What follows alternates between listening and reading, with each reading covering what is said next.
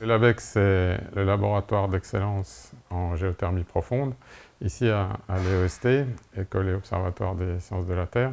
Et c'est un programme qui a démarré en 2012 pour accompagner le développement de la géothermie profonde en France et plus particulièrement en Alsace. Le programme de développement qui est là pour accompagner la filière, c'est aux différents stades de ces projets-là, qui sont des projets à long terme. Donc il y a une phase où il faut aller chercher la ressource, c'est ce qu'on appelle l'exploration. Et puis il y a une deuxième phase qui consiste à l'exploiter, donc il faut aller accéder à cette ressource. Et ça, c'est tout le domaine autour du forage. Et en Alsace, il y a une situation particulière, c'est ça qui fait l'enjeu de recherche, c'est qu'il faut faciliter la circulation de l'eau parce que naturellement, elle n'est pas assez favorable. Et ça, ça nécessite de faire une stimulation du réservoir, et c'est cette technologie-là qui était le cœur des recherches.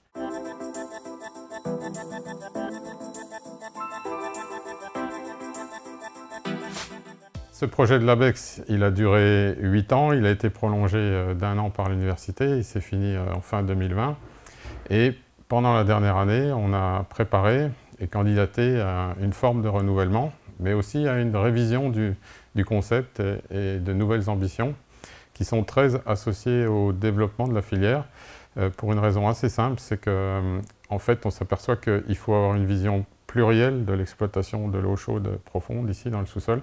Donc il y a des visions d'essayer d'exploiter d'autres choses que la chaleur, et en particulier une concentration minérale de lithium, et potentiellement aussi peut-être de l'hydrogène.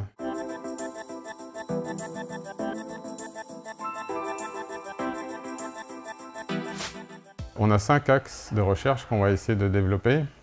C'est essayer de revenir sur cette situation de Strasbourg, qu'est-ce qui s'est passé.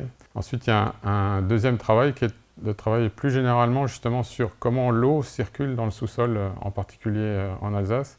Il y a aussi un axe sur le développement de la cicatrisation des failles, en particulier dans le sous-sol. On va aussi étudier un autre thème qui est qu'est-ce qui se passe quand un réservoir profond, des failles profondes, se déforment sans faire de séisme. Et le dernier axe qui est pour nous très importante, c'est est-ce qu'on va pouvoir tirer des leçons de tout ça pour changer la surveillance de demain. À travers cet institut thématique interdisciplinaire, il y a aussi une nouvelle dimension par rapport à la structure de laboratoire d'excellence qu'on avait jusque-là, c'est la dimension de la formation.